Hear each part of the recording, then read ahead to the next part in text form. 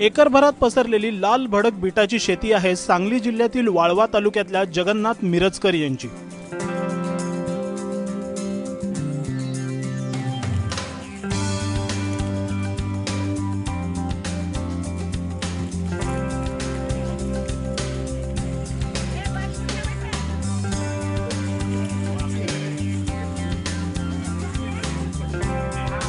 जगन्नाथ यांची आष्टा शिवारातील अंकलखोप इथे 13 एकर जमीन आहे। यात ते ऊस, सोयाबीन, हळद आणि केळी अशी पिकं घेतात। यंदा जून महिन्यात त्यांना 1 एकरात केळीची लागवड करायची होती।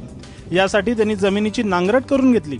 त्यात 8 ट्रॉली चांगलं कुजलेलं शेणखत घातलं। मात्र केळीची रोपं वेळेत न आल्यामुळे त्यांनी याच जमिनीत कमी कालावधीच्या बीट लागवडीचा निर्णय घेतला। ह्या प्लॉटमध्ये केळी लावायचं नियोजन होतं, परंतु रोपं मिळायला विलंब लागणार होता। 3-4 महिन्यानंतर रोपं मिळणार होती, म्हणून तोपर्यंत हे कमी दिवसाचं कमी पिरियडमध्ये येणारं पीक आम्ही निवडलं, बीट। बीट लागवडीपूर्वी जगन्नाथ यांनी केळीसाठी तयार केलेल्या सरींच्या दोन्ही बाजूला 3 फुटांचं अंतर सोडून ठिबकच्या लॅटरल अंथरल्या आणि 13 जूनला महिको कंपनीचं बीटाचं बियाणं आणून त्यांनी 1 फुटाचं अंतर सोडून लागवड केली। दररोज ठिबकमधून पाणी दिलं तर आठवड्यातून एकदा एकरी 5 किलो प्रमाणे ठिबकमधून विद्राव्य खतं दिली आणि काही दिवसातच रोपांची उगवण झाली। केळी लावायच्या दृष्टीनं उभी आडवी नांगरट करून कंपोस्ट खत, शेणखत वगैरे घालून जमीन तयार केलेली होती।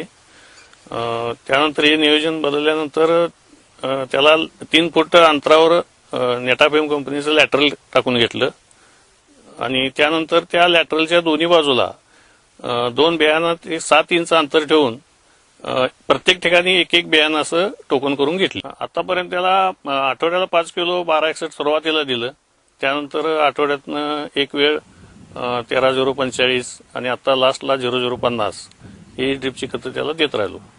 या पिकावर पहिल्यांदा थोडासा अळीचा प्रादुर्भाव वाटला, म्हणून क्लोरोपायरिफॉस घेतलं, त्याच्याबरोबर 22 वगैरे बुरशीनाशक पण घेतलं, टॉनिक पण घेतलं। त्यानंतर चांगली वाढ झाली त्याची। आता रोगराई काय, त्याला कीड वगैरे काही नाही। बीट हे साधारणतः 75 दिवसात काढणीस येतं।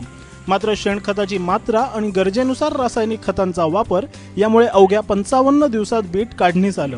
मजूर सध्या 300 ते 400 ग्रॅम वजनाच्या बीटाची काढणी करतायत। हे बीट चिखलाने माखलेले असतात, त्यामुळे जवळच असलेल्या हौदावर आणून हे स्वच्छ केले जातात। यानंतर उसाच्या पाल्यावर 50 बीट ठेवून त्याचं पॅकिंग केलं जातं आणि बाजारात विक्रीसाठी पाठवले जातात।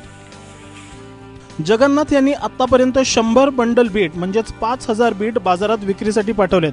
सध्या श्रावण महिना सुरू असल्याने बीटाला मोठी मागणी आहे। एका बीटाला सध्या सरासरी 5 रुपयांचा दर मिळतोय, म्हणजेच यातून त्यांना 25,000चं उत्पन्न मिळालंय।